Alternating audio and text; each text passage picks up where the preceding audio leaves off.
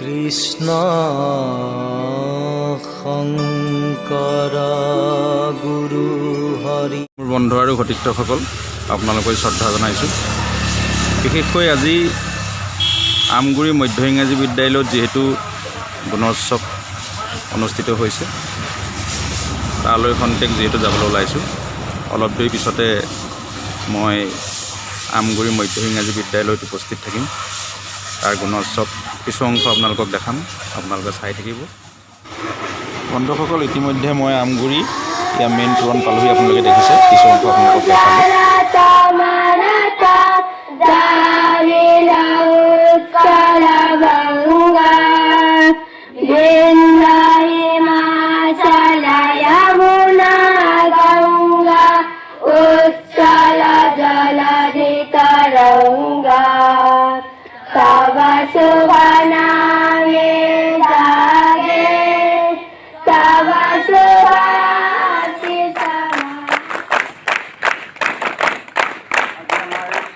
সন্মানীয় অতি আদৰৰ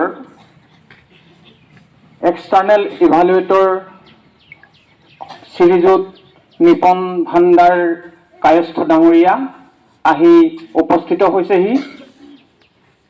তেখেতক আজি আমি সন্মান হিচাপে এখনি মান বস্ত্ৰৰে আদৰণি জনাব খুজিছোঁ। তেখেতক প্ৰথমে আদৰণি জনাব আমাৰ বিদ্যালয়ৰ নডেল টিচাৰ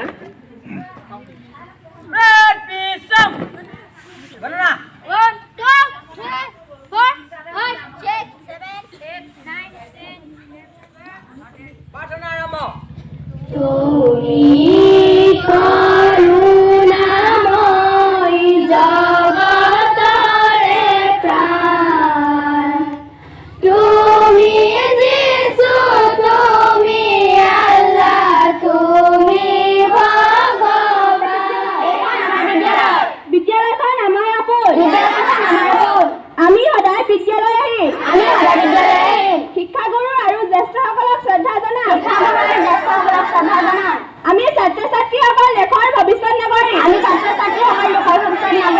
আমি দেশৰ সন্মান অটুট ৰাখিবলৈ চেষ্টা পথত অগ্ৰসৰ। পিতৃ মাতৃ জ্যেষ্ঠজন আৰু শিক্ষাগুৰুক শ্ৰদ্ধা জনাই।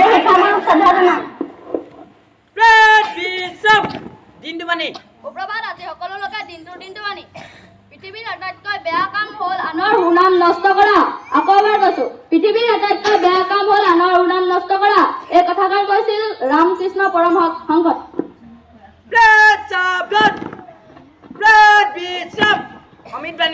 সুপ্ৰভাত সকলোলৈকে অমিত বাণী। হাউচ এটা কিনিব পাৰি, হোম কিনিব নোৱাৰি। খাদ্য কিনিব পাৰি, ভোগ কিনিব নোৱাৰি। কিতাপ কিনিব পাৰি, জ্ঞান কিনিব নোৱাৰি। তেজ কিনিব পাৰি, জীৱন কিনিব নোৱাৰি। পজিশ্যন কিনিব পাৰি, ৰেছপেক্ট কিনিব নোৱাৰি। লাইফৰ ইঞ্চুৰেঞ্চে হয়, ছেফটি নহয়। অপ্ৰিয় সত্য, নুপুৰবা জুনুকা হাজাৰ টকাত কিনা হয়, কিন্তু ভৰিত পিন্ধা হয়।